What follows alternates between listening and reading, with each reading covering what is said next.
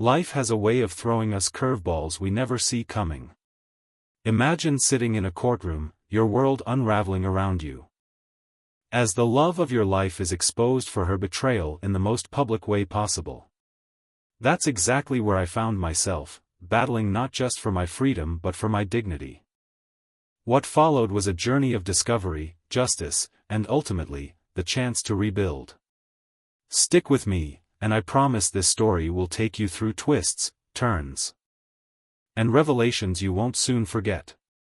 The lawyer's words echoed in my mind as I sat in the courtroom. My client does not wish to reconcile. It felt like the final nail in the coffin of a marriage I had once cherished. My wife, Kathy, was not only unfaithful but had also become pregnant with another man's child. The revelation had shattered me, and now, sitting here under the glaring courtroom lights, the weight of it all pressed down on me. I glanced around the room, the sterile walls offering no comfort, the quiet murmurs from onlookers adding to the surreal nature of the moment. Her lawyer's voice droned on, attempting to salvage something from this wreckage. Your Honor, my client believes that with counseling, this marriage could be repaired. She acknowledges her past mistakes and hopes for a chance at reconciliation. His words, though polished, felt hollow. How could anyone think that trust once obliterated could be rebuilt so easily? My own lawyer stood immediately, his voice firm and unyielding. Your Honor, my client, Mr. Porter, has made his position clear. He does not wish to reconcile. The facts speak for themselves.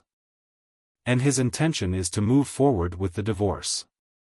The tension in the room was palpable. I sat still, my hands gripping the armrests of my chair as if they were the only thing anchoring me. A wave of whispers rippled through the courtroom, an odd chorus of disbelief, pity, and judgment. The judge, a stoic man with sharp eyes behind thick glasses, leaned forward. His gavel tapped lightly on the bench, silencing the murmurs. Mr. Porter, the judge addressed me directly, his tone measured but firm. I understand the gravity of this situation. But the court must also consider the welfare of all parties involved, particularly the unborn child. I am ordering both you and Mrs. Porter to attend mandatory counseling sessions. This court believes it is a necessary step, not only to address the issues between you but also to provide clarity and closure. I could feel the blood rushing to my face, my jaw tightening in frustration. Mandatory counseling? With her? The very thought felt like a punishment, a cruel twist in an already unbearable situation. My lawyer placed a calming hand on my arm. A silent reminder to stay composed. I nodded reluctantly, my voice steady as I replied, "Understood, Your Honor." As the session ended, I couldn't shake the feeling of injustice. Why was I being forced to engage with someone who had destroyed my trust and my life? The courtroom began to empty, but I remained seated for a moment, staring at the table before me. Memories of our happier days flashed through my mind, our wedding, the vacations, the laughter we once shared. All of it now tainted, reduced to rubble by her actions. Finally, I stood, straightening my jacket. This was only the beginning of a battle I never wanted to fight.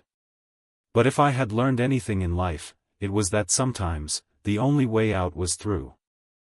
The first session was as awkward as you might imagine. Kathy sat across from me, her posture tense, hands nervously twisting the hem of her sweater. Her voice was shaky as she spoke, attempting to justify her infidelity. I was lonely, she said, her eyes darting to the counselor, Mr. Hensley, as if seeking his approval. Ben was always busy with work, traveling constantly. I felt invisible. I bit back the retort forming in my mind, choosing instead to cross my arms and stare out the window. Mr. Hensley, a middle-aged man with a calm demeanor and wire-rimmed glasses, leaned forward slightly. "Kathy," he said gently, "it's important to acknowledge how actions impact a relationship. But Ben, perhaps you can share your perspective." I turned to meet his gaze. My voice cold. Perspective? She cheated. She got pregnant with another man's child. What perspective is there beyond betrayal? Kathy winced, but I refused to let my anger soften. It was a wall. And I wasn't about to let anyone climb over it. The session continued in this stilted manner, with Mr. Hensley attempting to mediate and me giving the bare minimum of engagement. By the time the hour was up, I left the office feeling no closer to resolution and more frustrated than ever. By the second session, I decided to take control of the narrative. Armed with a biting wit honed by weeks of stewing in betrayal and the hard evidence of Kathy's infidelity, I walked into the room with a new plan. As we settled into our seats, I began. Mr. Hensley. I said, my tone measured but sharp, have you ever experienced betrayal? Real, gut-wrenching betrayal? He looked at me, slightly taken aback, but nodded cautiously. I think everyone has. To some degree, he replied. Good, I said, pulling a manila envelope from my bag. Then maybe you'll understand this. I laid out a fabricated story about his own wife, Cheryl. According to my concoction, Cheryl was unfaithful, spending her Wednesday nights at a motel instead of Pilates class. I even included doctored photos and fake receipts, presenting them with theatrical flair. Kathy's eyes widened in shock, and Mr. Hensley's face turned pale as he examined the evidence. This can't be real, he stammered, but I pressed on. It's amazing what you can uncover when you dig deep, I said, my voice laced with mock sympathy. The room was thick with tension. Finally, I leaned back and said, none of it is true. I fabricated everything. Both Kathy and Mr. Hensley looked at me, stunned.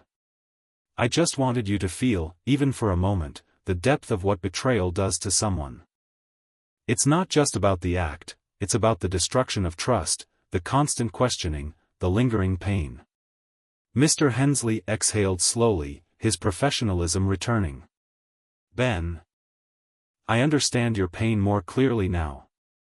But using deceit to illustrate your point isn't constructive.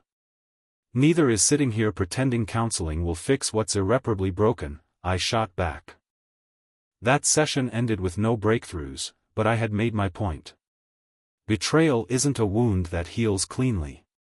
It scars, and sometimes the best you can do is learn to live with the marks it leaves behind. As the divorce proceedings continued, the fallout from Kathy's actions began to spread like wildfire. What initially seemed like a personal betrayal quickly escalated into a community scandal. It turned out that several of the men she had been involved with were married, and their wives were not willing to suffer in silence.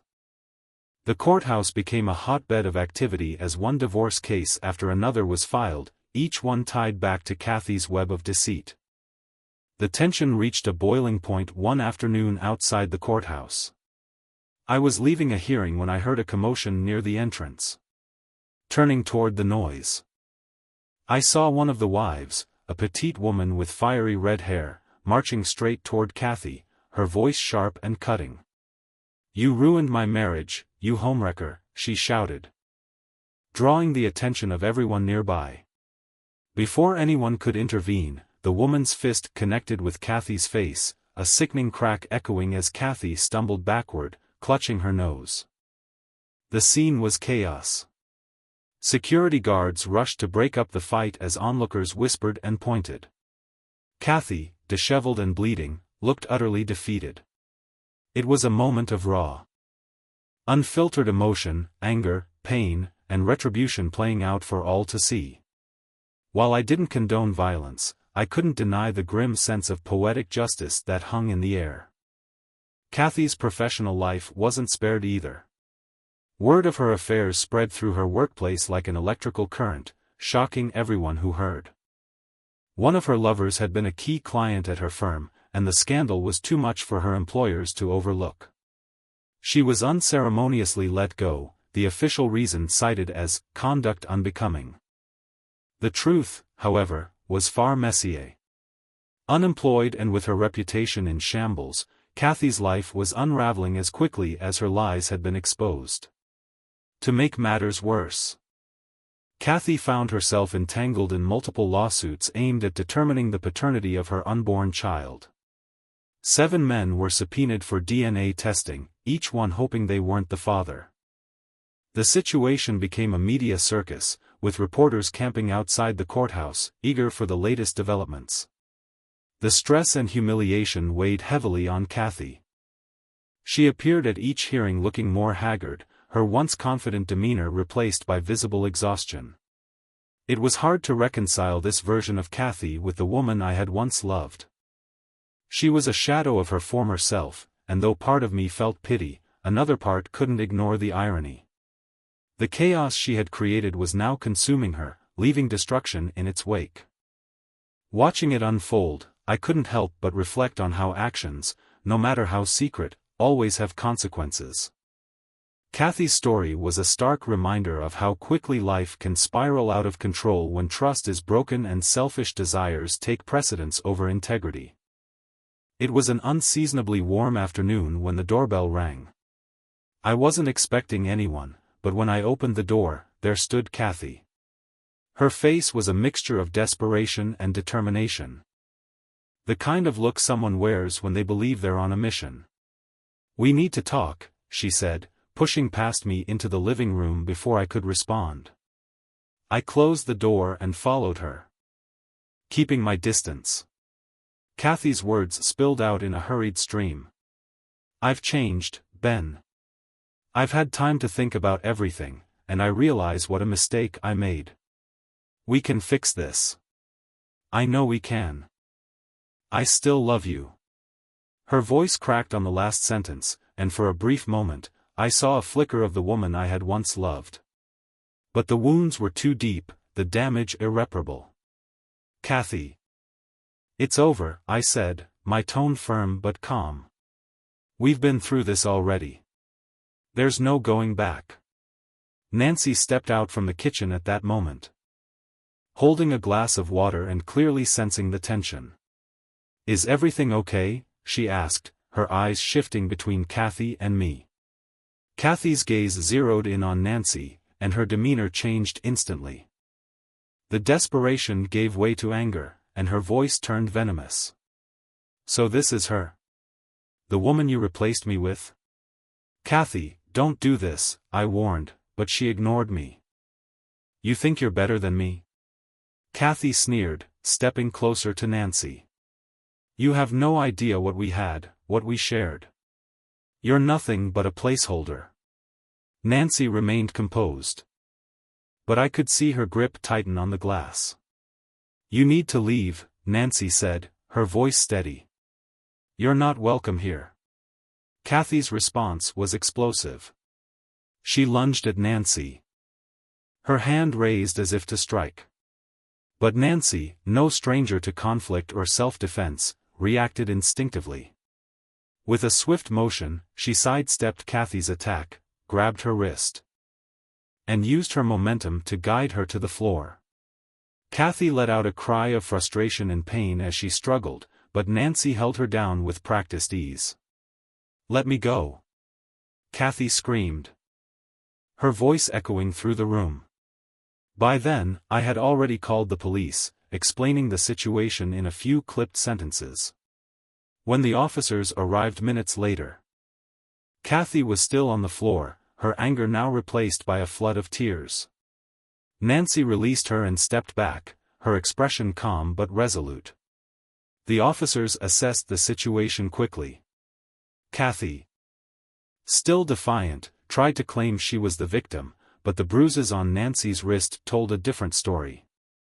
After taking statements from both of us, they escorted Kathy out, her protests fading as the door closed behind them. As the tension in the room dissipated, I turned to Nancy. "Are you okay?" I asked, guilt gnawing at me for allowing this to happen in our home. Nancy smiled faintly, though her hands were still trembling. "I'm fine. Just glad it's over." In that moment, I felt a surge of gratitude for Nancy's strength and resilience. Kathy's visit had been a stark reminder of the chaos I had left behind, but it also solidified my resolve to move forward with someone who truly valued peace and partnership. The ordeal had ended, but its lessons would stay with me forever. With the divorce finalized and the toxic relationship behind me, I found myself reflecting on the journey. Betrayal teaches you hard lessons about trust, resilience, and the importance of self-worth. It also forces you to confront uncomfortable truths about love and forgiveness. But perhaps the most valuable lesson was this: sometimes, walking away is the bravest thing you can do. As you've journeyed through this story, it's clear that betrayal and heartbreak are universal experiences, each carrying unique lessons. But the question remains: how do you rebuild when your world crumbles? Is forgiveness ever truly possible, or is moving on the only path? Share your thoughts in the comments below. And remember, life's greatest challenges often lead to its most profound transformations.